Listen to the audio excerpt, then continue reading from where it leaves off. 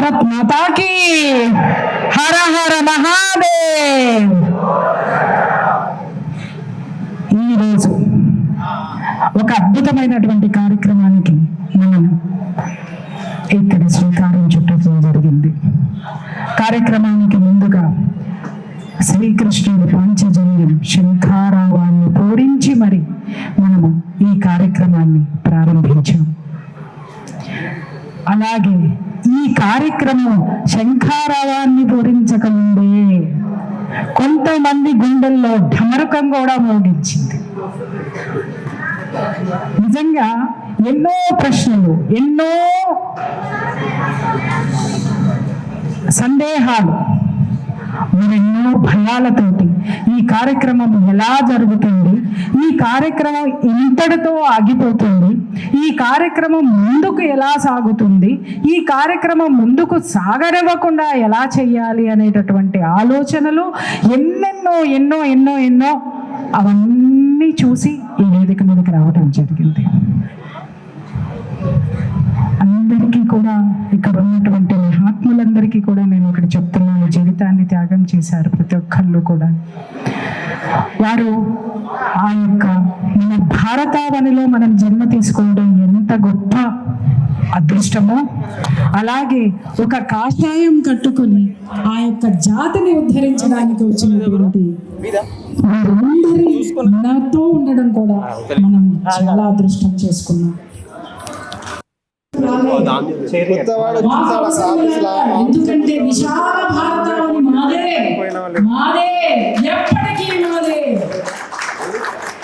కానీ ప్రశ్నించేటటువంటి గొంతుకకి ఒక అధికారము ఏదైతే ఉంటుందో, అధికారికంగా ఏదైతే ఈ రోజు ఈ భారతావని మొత్తం ప్రతి విశ్వంలో ఈ భారతావనిలో ఉన్నటువంటి ప్రతి ఒక్క అడుగు, అణువు, పరమాణువు కూడా మాదేనని మేము ఎంతో గర్వంగా, ఎంతో ధైర్యంగా ఉన్నటువంటి ఈ రోజుల్లో ఎవడో వస్తాడు, ఒక పేపర్ ఇస్తాడు, ఒక కర్చీప్ వేస్తాడు, అడుగు దూరం నుంచి 5 లక్షల ఎకరాలు నావేనని ప్రకటించేశాడు. ఈరోజు వాడిని ప్రశ్నించాలి, వాడిని ప్రశ్నించాలి అంటే ఒక అధికారంలో ఉండాలి.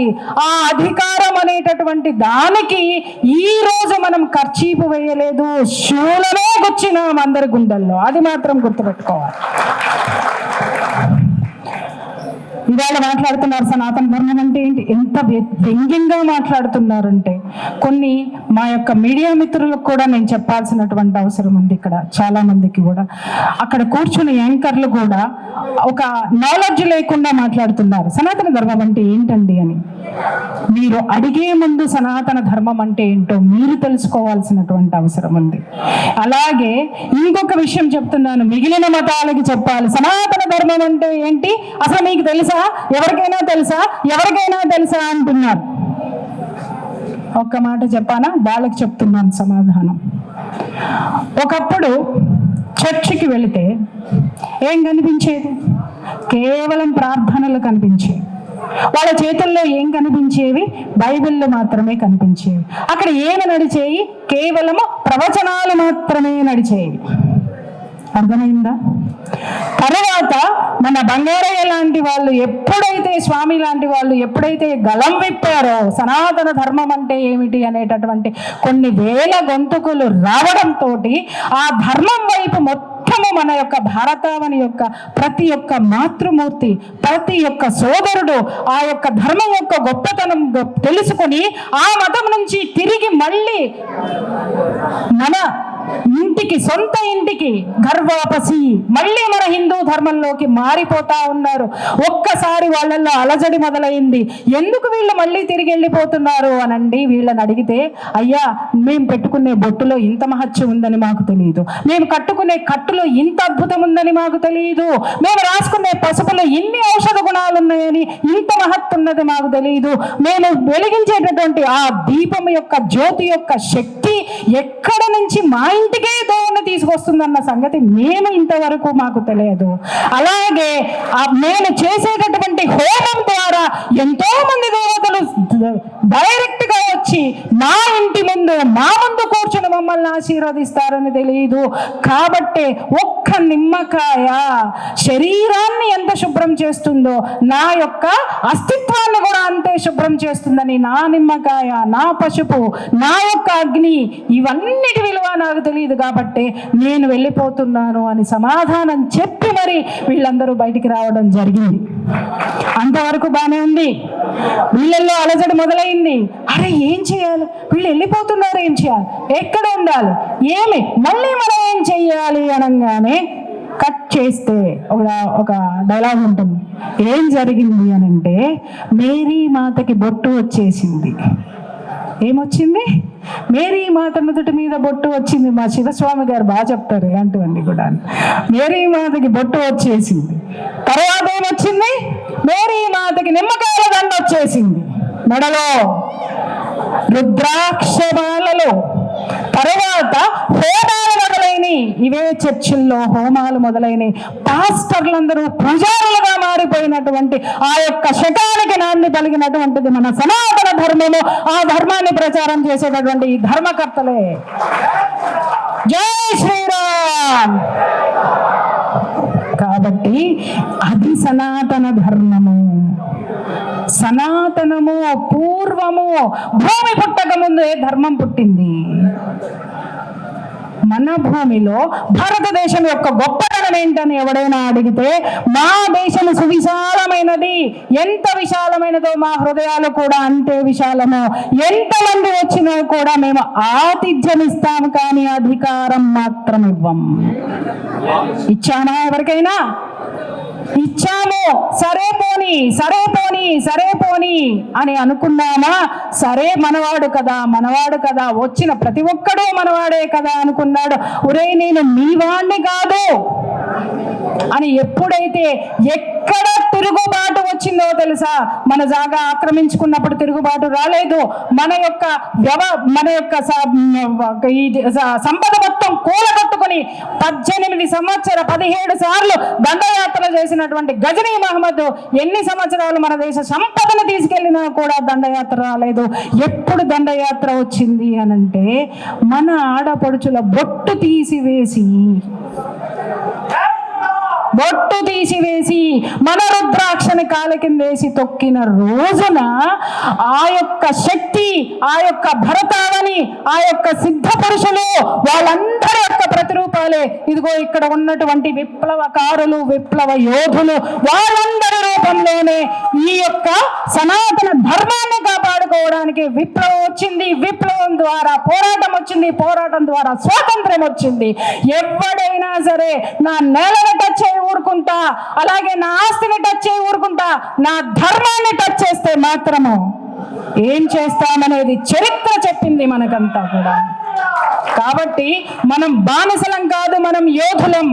ఎవరి దేవుడికి మనం పోలేదు. మన ధర్మం ఏం చెప్తుంది అనంటే, ఎవరిది మనం ముట్టుకోలా, ఎవరి ఆస్తులు కొల్లగొట్టుకుని రాలేదు, ఎవరి శాపాలకి మనం పోలేదు. కానీ మన జోలికి వస్తే మాత్రము ఊచకోత కోసినటువంటి చరిత్ర మనదే, మనదే, మనదే, ఎప్పటికీ మనదే. అంత గొప్పటి సనాతన ధర్మము ఈ రోజు మనము మన యొక్క ధర్మం గురించి మనం చెప్పటం మానేశాం. ఇది బాధాకరమైనటువంటి విషయం. ఈరోజు చాలా మంది అడుగుతున్నారు, సనాతన బోర్డుకి కావలసినటువంటి అవసరం ఏమున్నది ఈరోజు, అసలు ఆ బోర్డు ఎందుకు ఉండాలి అనే, అసలు వాటికి నిర్దిష్టమైనటువంటి ప్రామాణికం ఏముంది అని మాట్లాడుతున్నారు. ఈ సనాతన బోర్డు ఎందుకు ఏర్పడాలో తెలియాలంటే, ఇక్కడ కొంతమందికి ఆ యొక్క వక్ఫ్ బోర్డు ఎందుకు ఉంది అనేటటువంటి విషయాన్ని తెలియాలి. ఆ వక్ఫ్ బోర్డు యొక్క అకృత్యాలు ఏంటనేది తెలియాలి. దానివల్ల మన భారతావని ఎంత నష్టపోతుందో ఇక్కడ ఉన్నటువంటి ప్రతి ఒక్కరికి తెలియాలి అని అంటే, ఈ వక్ఫ్ బోర్డు మీద ఈ వక్ఫ్ బోర్డు కింద కొన్ని లక్షల ఎకరాలని ఆ యొక్క కబ్జా చేస్తున్నటువంటి ఆ యొక్క చర్యల మీద నిజంగా చెప్తున్న పోరాటం చేసి నిత్యం నిరంతరం కనీసం ఇప్పటికి ఎన్నోసార్లు ప్రాణం మీదకి తెచ్చుకొని ప్రాణాపాయ స్థితి నుంచి తప్పించుకొని మరీ పోరాడుతున్నటువంటి యోధుడు మన మధ్య ఉన్నాడు.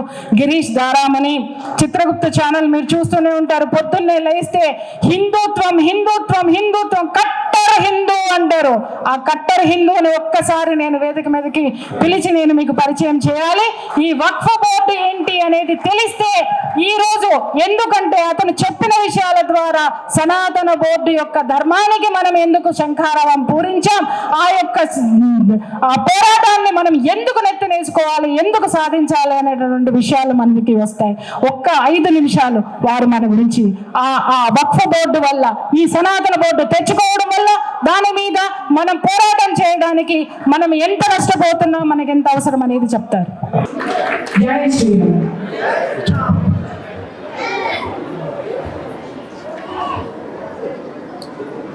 సనాతన హిందూ ధర్మ జాగృత మహాసభ, నిజంగా చెప్పాలంటే నాకు మాట వస్తలేదు ఫస్ట్ టైం. ఎందుకంటే నన్ను పెంచి మీకు పరిచయం చేసిన నా తల్లిదండ్రులు, నాకు విద్య నేర్పిన గురువులు, ఇవాళ నాకు సనాతన ధర్మం పట్ల సంకల్పం ఇచ్చిన పెద్ద పెద్ద పీఠాధిపతులు, వాళ్ళ ముంగట నేను మాట్లాడాలంటే కొంచెం ధైర్యం నిజంగా చెప్పాలంటే మాట తడబడుతుంది. వారందరికీ నాకు డేటా ఉంది కొంచెం, వారందరికీ ఒకసారి పాదాభివందనం చేస్తూ నాకు ఈ అవకాశం ఇచ్చినందుకు ఆజన్మాంత రుణపడి ఉంటా అని చెప్పి నా సనాతన బంధు సోదరులకు, సంతానానికి పాదాభివందనం చేస్తున్నాను. అక్క నా పరిచయం చేసేటప్పుడు నేను ప్రతిసారి ఒక టాపిక్ పైన పోరాడుతున్నా, కట్టర్ హిందూ, గర్వంగా గర్జించి చెప్తా, కట్టర్ హిందూ అని. ఈ మాట మాట్లాడేటప్పుడు వెనుకకు ఒకసారి తిరిగి చూస్తే ఈ సభ కూడా నా దేశం నా ధర్మం అని చెప్పి అక్కడ స్టార్ట్ అయింది. దేశ ప్రేమలనే దైవ ప్రేమ చూపించుకున్న ధర్మం నాది, నా దేశానికి. ఊకెనే వసుదైవ కుటుంబకం అని ఎవడనలే, ఏ మతం అనలే. ఇప్పటిదాకా స్వామీజీ చెప్పిండు, వాళ్ళది మతం నాది ధర్మం, ఇది మన బాధ్యత, ఇదే మన బరువు అని చెప్పి నా సనాతనం నాకు నేర్పింది. సో ఇక నేను టాపిక్ నాకు ఇచ్చింది వక్ఫ్ కాబట్టి, ఇది ఎందుకు అవసరం మనకందరికీ అని చెప్పి తెలుసుకోవాలి కాబట్టి సమయానికి కట్టుబడి ఉంటా అని చెప్పి మాటిస్తున్నా. కొంచెం అక్కడిక్కడైతే కొంచెం క్షమాపణ నాకు క్షమించాలి. వక్ఫ్ ఒక్కసారి మీతో నాకు జర ఏమంటారు, మీరు వింటున్నారా లేదా నాకు తెలుసుకోవాలని ఉంది. వక్ఫ్ అంటే ఎంతమందికి తెలుసు? జర్ర చేతులు ఎత్తుర్రన్న, సగం సగం ఎత్తకుర్రన్న, సగం తెలిసిన వాళ్ళు అవుతారన్న. చేతి మొత్తం ఎత్తురన్నా లేకపోతే కింద దించురా. వక్ఫ్ ఎంతమందికి తెలుసా? కొన్ని చేతులు తెలవలే, మీకు తెలవాల్సిన అవసరం ఉన్నది. ఎందుకంటే ఇన్ని రోజులు మీరు అనుకున్నారు వక్ఫ్ అంటే ఏంది, అసలు ఇది ఏంది, నాకు వచ్చిందా, నాకు రేషన్ బియ్యం వస్తే చాలు, నాకు పెట్రోలు 10 రూపాయలకు వస్తే చాలు. కాకపోతే నీ కిందున్న భూమిని ఆడు గుంజుకొని తీసుకోబోతున్నాడు. నీకు భూమి లేకపోతే నువ్వు బండిలో పేడ నడుపుతావు, నీ బండి నడిపినందుకు నీకు పెట్రోల్ ఎడికైనా వస్తుంది అని చెప్పి నువ్వు ఆలోచించినావా అని అడుగుతున్నా. ఎందుకు అడుగుతున్నా ఈ ముచ్చట అంటే, ఒకడు ఉన్నాడు మా పాత బస్తీలో, ఒకడు మా పాత బస్తీలో ఉన్నాడు, పతంగ్ బద్దలు కూడా చక్కగా లేవు, పెద్ద పెద్ద మాటలు మాట్లాడడానికి వస్తాడు. వాడంటాడు తిరుమల తిరుపతి దేవస్థానం బోర్డు వక్ఫ్ ఒకటే అంటాడు. అన్నా ఇది ఒకటేనా? నేను మిమ్మల్ని అడుగుతున్నా, ఒకటేనా? తిరుమల తిరుపతి దేవస్థానము నా వక్ఫ్ ఒకటేనా? నాకు ఆడికేని మంటలేసి చరిత్ర తీసి చూస్తే చరిత్ర కొంచెం మీకు పరిచయం చేసినాక నేను వక్ఫ్లోకి వస్తాను. ఇవాళ ప్రతి ఒక్కరు బోర్డు పట్టుకొని నిలబడతాడు, ఆల్ ఐస్ ఆన్ రఫా. బాలీవుడ్ స్టార్లు కూడా ఏమన్నా అక్కడిక్కడ కాగానే అందరు నిలబడతారు. మళ్ళా ముత్యాలమ్మ దేవాలయం దగ్గర సికింద్రాబాద్ దగ్గర జరిగిన ఘటన మనం మర్చినమా? అది గుర్తొచ్చినప్పుడల్లా మీ రక్తం మరుగుతుందా లేదా అన్న? మళ్ళా ఇన్ని దుర్ఘటనలు జరిగితే ఒక్కడన్నా మనం మాట్లాడిండా అన్న? ఇది ఈడికి ఆగలే. మొఘళ్ళు చేసిన, మోగ్లా చేసిన, భారతదేశాన్ని విడగొట్టినప్పుడు 1971 బంగ్లాదేశ్ హిందూ రైట్స్ అయినప్పుడు, కాశ్మీరీ హిందూ జనసైడ్ అయినప్పుడు, రామ మందిర కళాసేవకులను ఆత్మాహుతి చేసినప్పుడు, గోద్రా ఇన్సిడెంట్ గుర్తొచ్చినప్పుడు చేసినప్పుడు మీకు సలసల మరగదా అన్న రక్తం? ఇలా నేను అడుగుతున్నా. 1500 సంవత్సరాల నుంచి ఇక్కడ కూర్చున్న సనాతన సంతానము మత మార్పిడి జరగకుండా, ధర్మాన్ని విడిచిపెట్టకుండా ఒకటే మతంలో ఉన్నాడంటే నీ DNA ఎంత గొప్పదన్నా, నీ పోరాట శక్తి ఎంత గొప్పదన్నా ఒక్కసారి నీ గుడ్డానికి నువ్వే కొట్టుకోవన్నా. ఈ మాటను ఎందుకు అనాల్సి వస్తున్నదంటే అన్న, సుమారు వక్ఫ్ అనేది కేవలం మీకు పేరు కాదన్నా, అది నీ జీవితాన్ని, నీ జీతాన్ని ఆపే శక్తి ప్రభుత్వాలు వాళ్ళకి ఇచ్చిన ఒక బ్రహ్మాస్త్రం అన్న. నువ్వు కేవలం నాకేం చేసింది అని ఆలోచిస్తున్నావు. ఇప్పుడు చెప్తా అసలైన సిసలైన చిట్ట. ఈయనకి రెడీ ఉన్నారు కదన్నా. సుమారు 8,70,000 ప్రాపర్టీల నుంచి 9.5 లక్షల ఎకరాల భూమి వక్ఫ్ ఉన్నదన్న. ఎంత ఉంది? 9.5 లక్షల ఎకరాలు దేశం మొత్తంలో. థర్డ్ లార్జెస్ట్ అన్న, 3వ అత్యంత భూ బ్యాంకు ఉన్న ఏదైనా సంస్థ భారతదేశంలో ఉన్నది అని అంటే అది వక్ఫ్ బోర్డ్. ఇప్పుడు ఈ వక్ఫ్ బోర్డు ఏం చేస్తారు తెలుసా అన్న? ఎగ్జాంపుల్ తీసుకొని చెప్తున్నా. వక్ఫ్ బోర్డు తీసుకున్నప్పుడు ఏం చేస్తారనంటే, ఇగో ఈ భూమిలో ఇప్పుడు మనము ఒక సభ పెట్టుకున్నాం మనం, అక్కడికి ఎవడో ఒకడు చూస్తాడు, చూసి ఏం చేస్తాడు? కర్చీఫ్ వేస్తాడు. కర్చీఫ్ ఏమని వేస్తాడు? ఇది వక్ఫ్ అని చెప్తాడు. ఫర్ ఎగ్జాంపుల్ ఆడ ఒక 100 గజాల భూమిని గిరీష్ గారు వచ్చి కబ్జా చేస్తే మీరు ఫస్ట్ పోయి కంప్లైంట్ ఇస్తారా లేదా అన్న? ఇస్తారా లేదా అన్న? జర మీరు జాగ్రత్తగా వినాలి, ఎందుకంటే ఇది మీ జీవితం. మీకు చెప్పేది నేను రాజ్యాంగం చెప్తున్నా, నేను రాజకీయం చెప్తలేను, కేవలం రాజ్యాంగం చెప్తున్నా. ఆడొచ్చి కర్చీఫ్ వేస్తాడా? కర్చీఫ్ వేసినప్పుడు పోయి నువ్వు కంప్లైంట్ ఇచ్చే అధికారం నీకు ఉంది కదా. ఈ జాగా కబ్జా నేను చేయలేదు, నాది అని కబ్జా చేసినోడిది కూడా బాధ్యత ఉంటుంది కదా. ఈ వక్ఫ్లో అట్లా ఉండదను. ఇది జాగ్రత్తగా వినుండ్రి. ఆడు కర్చీఫ్ వేసి పోతాడు, నువ్వు చెప్పులు అరిగేదాకా తిరుగుతూ ఉండాలా, ఇది ఆ జాగా కాదు నా జాగా అని. ఇప్పుడు అర్థమైందా అన్న వక్ఫ్ అంటే ఏదో? ఇప్పుడు మీకు అర్థమైందా? ఆ తర్వాత నువ్వు కోర్టు పోతావన్నా, దాన్ని వక్ఫ్ ట్రిబ్యునల్ అంటారు. ఆ వక్ఫ్ ట్రిబ్యునల్ మీ తాత మా నాన్నలు ఎవరు కూర్చోరన్నా, రాజ్యాంగంలోకే పెట్టినోడు కూడా ఎవరు కూర్చోడన్నా, ఆ ముల్లా మౌలవీలే కూర్చుంటారన్నా. అప్పుడు నీకు న్యాయం వస్తుందా అన్న? వస్తుందా? దాని తర్వాత జర్ర మన చైతన్యం కొంచెం జర అబ్బా ఇట్లయిందా అని చెప్పి జర జట్కా తింటాడు. జట్కా తినే వరకు సనాతన మన హిందువులు ఎవరుగా. అప్పుడు ఏమైతుంది అంటే నువ్వు హైకోర్టు పోతావు. హైకోర్టు పోయినప్పుడు ఇది భూ వివాదమే కదా. భూ వివాదం అయినప్పుడు ఇప్పుడు హైదరాబాద్ లాంటి జాగల భాగ్యనగరంలో నువ్వు 100 గజాల భూమిని కొట్లాడాలన్నా కోర్టు ఫీజు కట్టాలన్నా వద్దా? కోర్టు ఫీజు కట్టాలన్నా వద్దా అన్న? చెప్పాలని మీ జీవితం. కోర్టు ఫీజు కట్టాలన్నా వద్దా?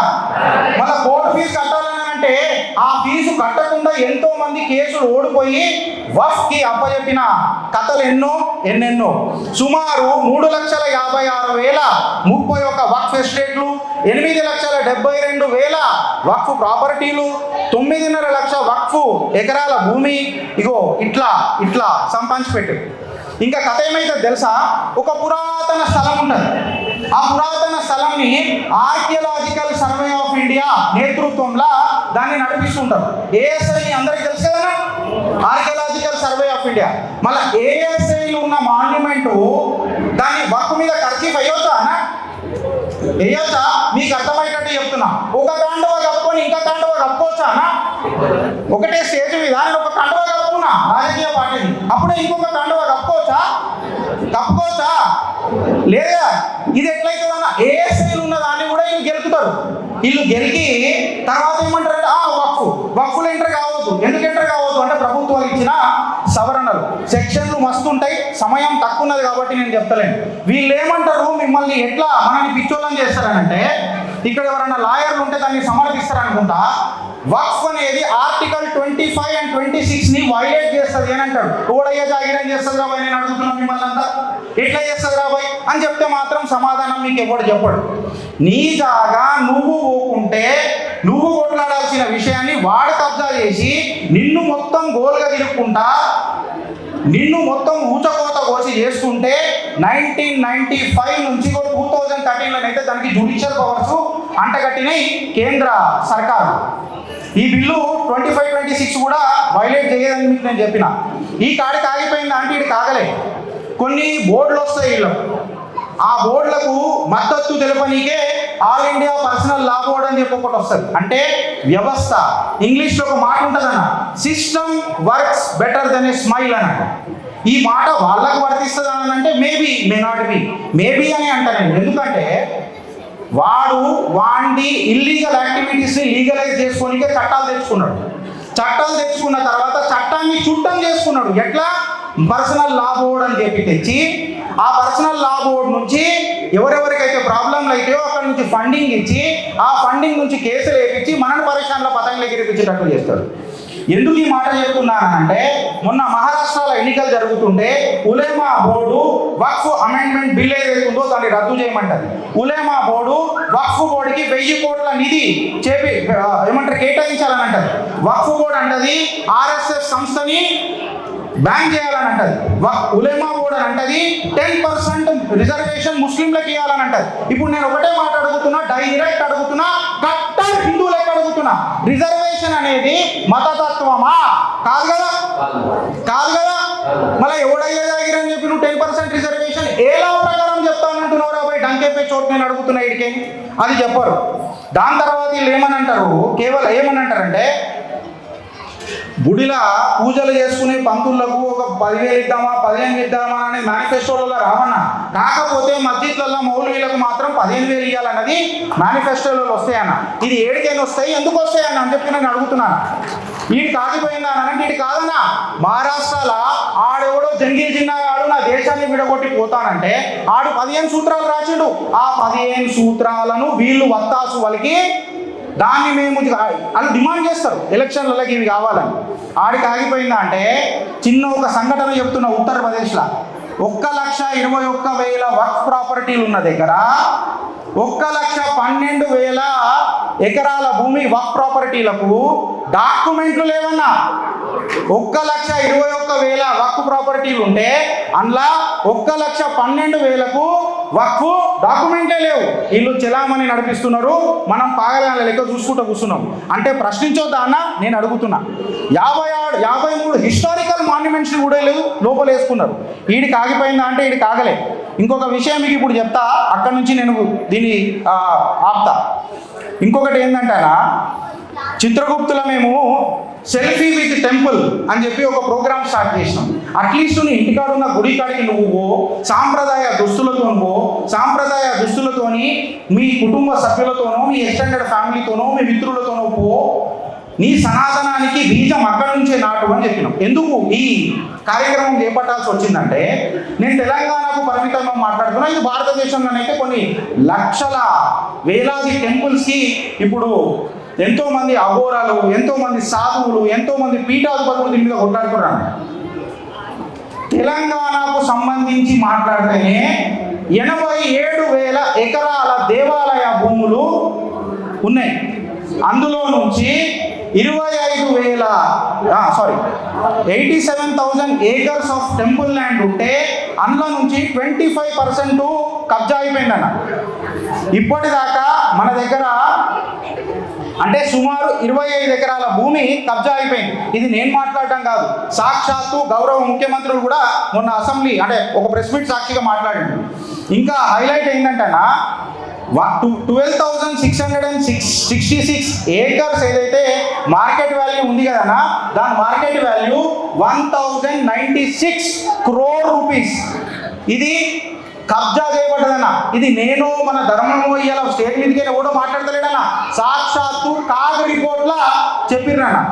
ఇంకా హైలైట్ ఏంటంటనా, ఇలా 20,124 ఎకరాల భూమి దేవాలయ భూమి కబ్జా అయితే ఇప్పటిదాకా మన ఎండోమెంట్ డిపార్ట్మెంటు, మీరు ట్యాక్స్ కడితే జీతాలు తీసుకునే ఎండోమెంట్ డిపార్ట్మెంటు వాళ్ళు 20,124 ఎకరాల భూమి కబ్జా అయితే కేవలము 3,488 ఎకరాల భూమికే కేసులు ఫైల్ చేసిరన్న. ఇది మీకు యాక్సెప్టెడా అని అడుగుతున్నాను. ఇంకా దరిద్రం దండయాత్ర చేసుడు ఏం తెలుసా అన్న, 87,235 ఎకరాల దేవాలయ భూమిలా ఇప్పటిదాకా 59,898 ఎకరాలకు పాస్బుక్లు లేవన్నా. పాస్బుక్లు ఉన్నాయనా? దేవాలయ భూములు అంటే అంత చులకననా అని చెప్పి ఇవాళ అడుగుతున్నాను నేను ఈ వేదిక వాదం. ఇట్లా మేము చెప్పినది ఏంటంటే సుమారు తీసి కొడితే దక్షిణ అయోధ్యగా పిలువడ్డ మన శ్రీరాముల వారి గుడి, రంగారెడ్డి జిల్లాల సీతారాంపూర్ దేవాలయము TSIAC కూడా అప్పచెప్పిరనా, దాని మీద లీగల్ బ్యాటిల్ మేము చేస్తున్నాం అన్న. ఇవాళ భారతదేశంలో ఏమన్నా బోర్డులు ఉన్నాయనంటే అది వక్ఫ్ బోర్డు మీకు క్లియర్ కట్గా చెప్పిన. ఇప్పుడు లేటెస్ట్ చర్చ ఇది చెప్పి నేను ముగిస్తున్నా. లేటెస్ట్ చర్చ జ్ఞాన్ వాపి మస్జిద్ దగ్గర ఇది లొల్లైంది, కృష్ణ జన్మాస్థానం దగ్గర లొల్లైంది అని అన్నప్పుడు మన ఓల్డ్ సిటీ నుంచి ఒక పార్లమెంట్ సభ్యుడు ఆయన ఏమంటాడు, ప్లేసెస్ ఆఫ్ వర్షిప్ యాక్ట్ ఉన్నది కదా, 1991 ప్లేసెస్ ఆఫ్ వర్షిప్ యాక్ట్ ఉన్నది కదా, దాని మీద నువ్వు మాట్లాడేందుకు అని అంటారు. అయితే నేను ఇలా పైజామా పట్టించారు గారులకు ఈ వేదిక ద్వారా గర్వంగా గర్జించి కట్టర్ హిందూ వేస్తున్న ప్రశ్నలకు సమాధానం చెప్పాను. మళ్ళీ 1991 యాక్ట్ ఏదైతే ప్లేసెస్ ఆఫ్ వర్షిప్ యాక్ట్ ఉందో సెక్షన్ 3 సెక్షన్ 9లా మీరు పర్సన్ అని చెప్తారు. ఆ పర్సన్ అంటే ఎవడు? గిరీషా, అసెంబ్లీయా, ముఖ్యమంత్రి, నువ్వా, నీ అయ్యానా, మళ్ళీ ఎవడరా? ఆ పర్సన్ అనేది ఫస్ట్ డిఫైన్ చేయమని. Religious character should not be altered అని అన్నారు. అంటే ఏదైతే రిలీజియస్ క్యారెక్టర్ ఉంటుందో, ఇప్పుడు ఇక్కడ ఉన్న ఈ దేవస్థలాన్ని రిలీజియస్ క్యారెక్టర్ అంటే ఇది ఒక హిందూ దేవాలయం, దీన్ని రిలీజియస్ క్యారెక్టర్ అంటారు. మళ్ళీ 1947 15th ఆగస్ట్ రోజు ఎవడన్నా సర్వే చేయించి ఈ దేవాలయాన్ని రిలీజియస్ క్యారెక్టర్ ఎవడన్నా కనుక్కున్నాడా అన్న? కనుక్కున్నాడా? మళ్ళీ రిలీజియస్ క్యారెక్టర్ అని ఎట్లా డిఫైన్ చేసినామన్నా? అయితే ఈడ ఒక కిట్టుకున్నది, లాయర్ను జర జాగ్రత్తగా ఉంది. రిలీజియస్ క్యారెక్టర్ ఆల్టర్ చేయొద్దు అంటాడు. మళ్ళీ 1500 సంవత్సరాల నాటిన తంజావూరు దేవాలయంలో అది వక్ఫ్ బోర్డు అని ఎట్లా చెప్పినవరా మీరు? మళ్ళీ రిలీజియస్ క్యారెక్టర్ నువ్వు మార్చొద్దు అన్నప్పుడు మళ్ళీ అప్పుడు ప్లేసెస్ ఆఫ్ వర్షిప్ యాక్ట్ ని అయ్యా నీకు గుర్తురాలేదా నీకు? జర్ర నేను నోడు అదుపు తప్పుతా, ఎందుకంటే కట్టర్ హిందూ అని నేను చెప్పిన కాబట్టి నమ్ముతా. ఎందుకంటేనా ఇవాళ పాకిస్తాన్ ఒక హిందూ, నా భూభాగాన్ని పాకిస్తాన్ చేసి ఒకటి కంటగట్టిరానా, బంగ్లాదేశ్ ఒకటి కంటగట్టిరానా, ఆర్టికల్ 370 నా హిందువుల మీద రుద్దిరానా, మైనారిటీ బిల్లు తీసుకొచ్చిరానా, ముస్లిం పర్సనల్ లా బోర్డు తీసుకొచ్చిరానా, హిందూ ప్రైవేట్ లా కూడా లేదు ఇక్కడ, పర్సనల్ లా బోర్డు తీసుకొచ్చిరానా, మైనారిటీ మినిస్ట్రీ పెట్టిరానా, ఏదైనా సనాతన మినిస్ట్రీ ఏదైనా ఉందా అన్న, వక్ఫ్ బోర్డు క్రియేట్ చేసిరానా, ఇలా డంకేపై చోటు సనాతన బోర్డు ఎందుకు ఉండొద్దన్న, మైనారిటీ యూనివర్సిటీ పెట్టిరానా, సనాతన యూనివర్సిటీ పెడితే నువ్వు దానికి 1,00,000 సార్లు అప్రూవల్స్కి పోవాలన్న. ప్లేసెస్ ఆఫ్ వర్షిప్ యాక్ట్ తీసుకొచ్చిర్రు, రిలీజియస్ క్యారెక్టర్ ఇవ్వడు, దాన్ని కనుక్కోలేదన్న. ఇవాళ ఒక హిందూ అనేటోడు 8th గ్రేడెడ్ సిటిజన్ లెక్క భారతదేశంలో బతుకుతున్నాడా లేదా? మీరు ఎప్పుడైనా చేస్తున్నాడా లేదా? దీన్ని మనం మార్చాలనంటే ఫస్ట్ సనాతన ధర్మ బోర్డు ఖచ్చితంగా ఉండాలా. ఆ సనాతన ధర్మ బోర్డులా మనము ఇది ఎట్లుంటుందంటనా, మనం కలగంటాం కరెక్టే, ఆ కళని ఎగ్జిక్యూట్ చేసుకునేటట్టు కూడా మనం ముంగడుకోవాలా. ఫస్ట్ ఒక 3 సూత్రాలు, అంటే నాకు తెలిసిన, నాకు ఈ దిమాగ్ వచ్చిన కొన్ని సూత్రాలు మీకు చెప్తున్నానా. నేను తప్పు ఉండొచ్చు, కరెక్ట్ ఉండొచ్చు, బట్ ఇది నా ఒక అర్జీ మీ ముంగట పెడుతున్నా. ఫస్ట్ మనకు కావాల్సింది మన ఆశయాలు ఏందో పెండౌన్ చేసుకున్న తర్వాత నెక్స్ట్ మనకు ఒక ధర్మబద్ధమైన యుద్ధం చేసే రాజ్యాంగబద్ధమైన లా బోర్డు ఒకటి ఉండాలన్న. అది సనాతన ధర్మ లా బోర్డ్ అని చెప్పి మనం పెట్టాలన్నా. ఏ సనాతన బంధువుకైనా ఏదైనా ప్రాబ్లం వస్తే ఆ లా బోర్డ్ ఖచ్చితంగా వచ్చి మనకు మద్దతు తెలిపేటట్టు ఉండాలన్న. ఇంకొకటి సనాతన బోర్డ్ అని చెప్పి మనం ఇవాళ గట్టిగా స్పీచ్లు ఇస్తే సరిపోదన్నా, వారానికి ఒకసారి మన ఇంటి దగ్గర ఉన్న దేవాలయానికి వెళ్ళి మనం దర్శనం చేసుకునే భాగ్యం కూడా మనకు ఉన్నది. అది మనం ఖచ్చితంగా చేసుకోవాలన్నా, అప్పుడే ఈ గర్జన గర్వకారణం అవుతుందన్న. ఇంకా కరెక్ట్గా చెప్పాలని అంటే ప్రతిసారి మనం మాట్లాడుకుంటామన్నా ఏందనంటే యూనిఫామ్ సివిల్ కోడ్, ఎందుకంటే వాడికి సౌలభ్యం కోసం షరియా, మళ్ళీ అదే పనిష్మెంట్ ఉందనుకో. ఫర్ ఎగ్జాంపుల్ మీకు చెప్తున్నా, చిన్న ఎగ్జాంపుల్ తీసుకోవచ్చు అని చెప్పి మాట్లాడుతున్నా. పెద్దలు ఉన్నారు, పూజలు ఉన్నారు, వాళ్ళ ముంగట ప్రజలకు తెలియాలన్నట్టు చెప్తున్నా. మల్టిపుల్ పెళ్లిళ్ళు చేసుకుంటే మాత్రం షరియా యాక్సెప్టెడ్. ఇవన్నిటికీ అదే పనిష్మెంట్ చేయాలంటే మాత్రం భారత రాజ్యాంగం కావాలి. అంటే సుఖాలు మాత్రము షరియా, పనిష్మెంట్ మాత్రం వచ్చేసరికి భారత రాజ్యాంగం. అంటే ఇష్టం వచ్చినట్టు నువ్వు రకరకాలుగా మారుతావంటే నీ అయ్యా జాగిరారా నాయన, నాకు అర్థం కాదు ఏంటంటే. అందుకనే యూనిఫామ్ సివిల్ కోడ్ ఉండాలన్నా. కేంద్ర సర్కార్కి మొట్టమొదటగా మనము నివేదన ఇవ్వాల్సింది ఏంటంటే ఫస్ట్ ఈ మైనారిటీ మినిస్టర్లు అనేది రద్దు చేయాలి. ఈ మైనారిటీ మినిస్టర్ ఏం లేదు. ఎందుకంటే మైనారిటీలలో ఉన్న మెజారిటీలు వాళ్ళే ముస్లింలు, వాళ్ళకే ఈ మినిస్ట్రీ వర్తించింది తప్ప ఇంకా మైనారిటీలు ఇంకెవరు లేరన్న. ఇంకా నెక్స్ట్ యూనిఫామ్ సివిల్ కోడ్ అర్జెంటుగా దీన్ని మనము ఏమంటారన్నా ఇంప్లిమెంట్ చేయాలన్నా, అమెండ్ తీసుకురావాలన్నా. సమయం ఎక్కువ తీసుకున్నా, నాకు తెలిసి చెప్పాలనుకునే ఇంకా చాలా ఎక్కువ ఉన్నాయి. ఇన్ఫ్యాక్ట్ రోజుగా మాట్లాడుతుంటే పర్సనల్ లా బోర్డు మీద కూడా బాగా తెలుస్తున్నాయి. వీళ్ళకు ఇప్పుడు అర్థమవుతుంది ఏంటనంటే, ఈ హిందూ అనేటోడు జాగ్రత్త అయిండు. ఈ హిందూ అనేటోడు జాగ్రత్త అయిండు అని అంటే హిందువులకు ఒక మంచి లక్షణం ఉన్నదన్న. మనము లాజికల్ క్వశ్చన్లు అడుగుతామా అడగమా? లాజికల్ క్వశ్చన్ అడుగుతామన్నా, ఆ లాజికల్ క్వశ్చన్లకు కరెక్ట్ సమాధానం తెలియకపోతే డంకేపే చోటాడు ఎవడైనా లాగులు ఉడగిస్తామా లేదా? సో ఈ హిందూ అనేటోడు ఇవాళ సనాతన హిందూ ధర్మ జాగృత మహాసభ ద్వారా, ఈ గర్జన ద్వారా తన గాఢమైన నిద్రల నుంచి లేస్తాడు. కాకపోతే నాదొక్క చిన్న రిక్వెస్ట్, బ్రహ్మాస్త్రం, బ్రహ్మాండాస్త్రం, బ్రహ్మశిరాస్త్రం, ఆఖరి కాడికి వస్తే పశుపతాస్త్రం కంటే ఇవాళ పెద్ద అస్త్రం మీ ఓటన్న. ఇవాళ హిందూ అనేటోడు బయటికి వెళ్ళాలన్నా, బయటికి వెళ్ళి ఆ బ్రహ్మాస్త్రాన్ని ఆవాహనం చేయాలన్న. ఈ అవకాశం ఇచ్చిన పెద్దలకు, పూజ్యులకు, పీఠాధిపతులకు, నా సోదరిమణులకు ధన్యవాదాలు తెలియజేస్తున్నా. కాలహర, కష్టహర, దారిద్రహర, దుఃఖహర, హర హర మహాదేవ, శివ శంభో శంకర. జై శ్రీరామ్.